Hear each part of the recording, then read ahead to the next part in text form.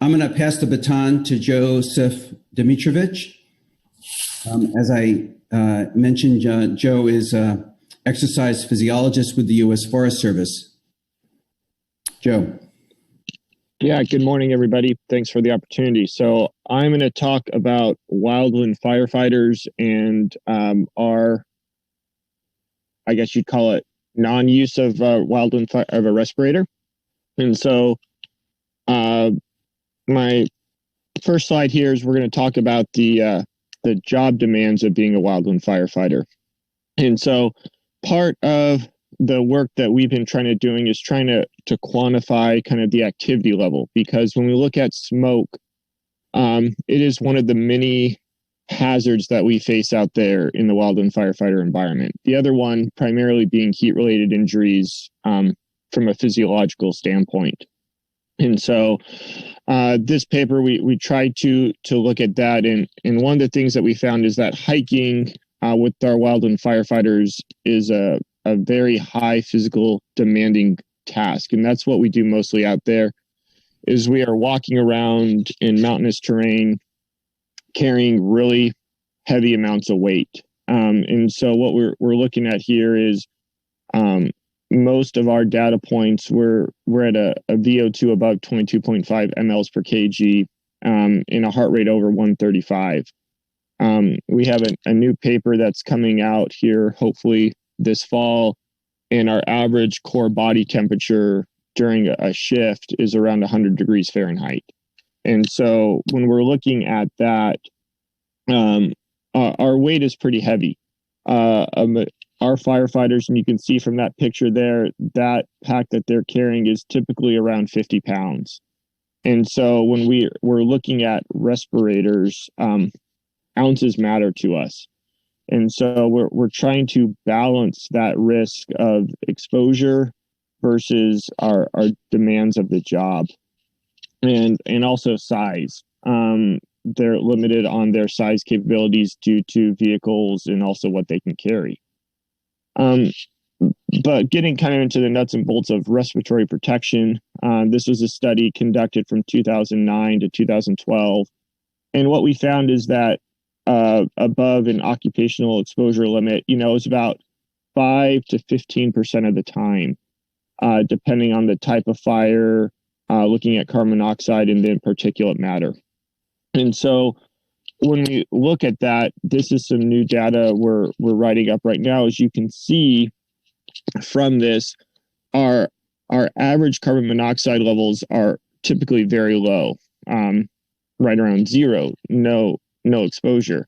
But then we have these kind of short bursts throughout the work shift, depending on the task we are doing. And if you look at all three of these graphs, if you look at the exposure on the vertical axis, take a look at the units. The one on the left, it's peaked out at 200. The one on the top on the right is 100, and the one on the bottom right is 10 ppm. So again, just the diversity of the exposures we experience out there are very hard to develop a standard when we have so much dichotomy in these exposures out there, and the variability of them from fire assignment to fire assignment. It's been very difficult. This also kind of shows that typically respirators are designed for high concentrations, but what we would need in a wildland fire environment is something that can protect against maybe, low concentrations, but for a long duration. Typically our work shifts are around 14 hours a day, but they can easily go for over 24 hours at any given point, depending on the fire environment and the hazards, and then the values at risk. So again, a very non-standard work shift. However, what we are seeing, though, from this paper is that there is a risk based on those exposures, those infrequent, high concentration, short duration exposure, looking at lung cancer and then cardiovascular disease. And this graph here, the short season was about, typically, I think it was about 50 days on a fire during a summer. and the long season was around 100. So looking at our hotshot crews that go from large fire to large fire, and as we're in August now, we're kind of in the peak of fire season. When you look at the Apple Fire in Southern California and some of the others that are going, we're starting to see, fire season pick up, but we are determining that there is a potential risk. This is a predictive based on our exposure and what we know from other things.